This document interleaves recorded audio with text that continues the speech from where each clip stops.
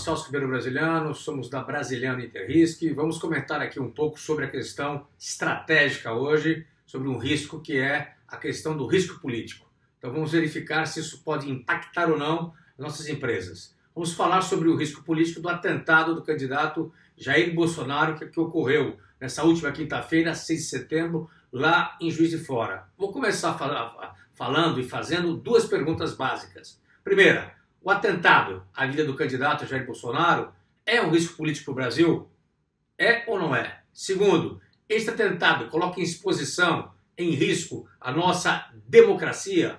Então são duas perguntas estratégicas que as empresas, os segmentos empresariais devem estar atentos a ela. Primeira pergunta, sim, é um grave risco político para o Brasil. Por quê? Porque o risco político é uma ação que impacta na economia, no mercado e na sociedade.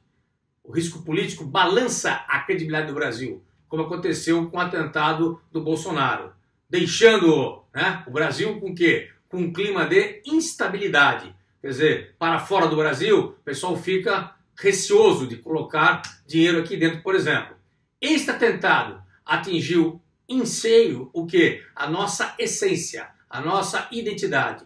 Mostrou uma coisa básica, que o interesse público e a sociedade estão o quê? Divididos. E o Estado subordinado a esses interesses setoriais, ou seja, a esses interesses privados. Então cabe a nós brasileiros, neste momento, lutar para que o Estado brasileiro não seja um Estado de compadrio, tá certo? Ou seja, aquele que está a serviço de uma rede de amigos ou de aparentados, como tem acontecido nos últimos anos. Como faremos isso? Só tem um caminho, nas eleições. Este é o nosso único caminho que nós podemos traçar. Na segunda pergunta, coloca ou não coloca em risco a nossa democracia? Na minha opinião, sim, coloca. Por quê? Porque o atentado em si, a agressão que ocorreu, quebrou a regra democrática da livre expressão, independentemente do que se pensa ou do que se fale.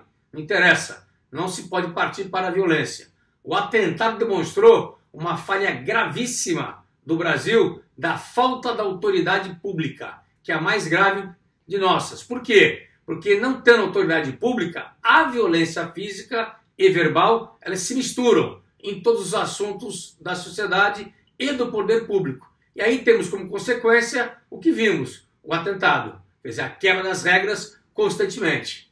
Por isso que não é um ato isolado, é um sintoma. Então o Brasil começa a ficar doente. E o que é um sintoma? Básico, os três poderes nossos. Nós temos o executivo, o presidente, com um total descrédito, por quê? Menor taxa de avaliação já vista, um legislativo nosso com a imagem de corrupção altíssima, desacreditado e desprestigiado, ponto importante.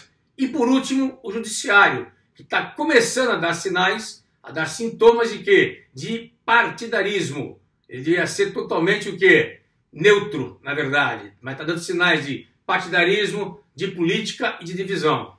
Isso, senhores, nosso ponto de vista, e é o que a história nos ensina, é perda de soberania.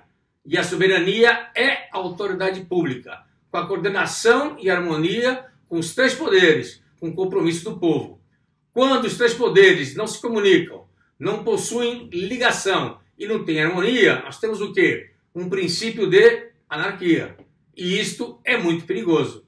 No Brasil, a falta de ordem sempre começa pelo alto, escalão, obrigatoriamente. Isso para nós é histórico. Então, diante desses cenários, quais seriam as soluções que nós temos? Primeira, na minha opinião, os partidos políticos serem mais responsáveis e eles assumirem a função genuína de partido e não serem apenas máquinas eleitoreiras demagógicas, vendendo um sonho que não vai acontecer. Ponto número 1. E incentivando, às vezes, até a violência. Tá certo? Número 2. O executivo, o legislativo e, principalmente, o judiciário tem que ter consciência da gravidade desse nosso contexto. Então tem que deixar de lado agora, na verdade, as mazelas e passarem os três poderes a agir, mas agir de fato, com rigor. Hoje, as instituições brasileiras, com raras exceções, não estão funcionando bem. Por quê? Porque estamos numa época de patrimonialistas, ou seja, são patrimonialistas, tá certo? A serviço e interesses totalmente privados. Dizer que está tudo correndo bem e que nada pode acontecer é colocar uma venda nos olhos e não querer acreditar e enxergar no óbvio. Tentativa de assassinato de político não é comum, não pode ser comum. É uma quebra de regra da democracia e deve ser combatida com todo o rigor necessário.